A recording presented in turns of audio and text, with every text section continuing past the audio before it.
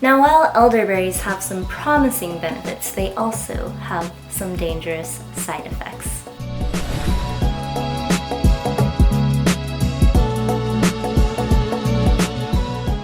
Alright, I'm being a little dramatic. They're not really dangerous side effects, but there are some dangers associated with elderberries, specifically when it comes to raw elderberries.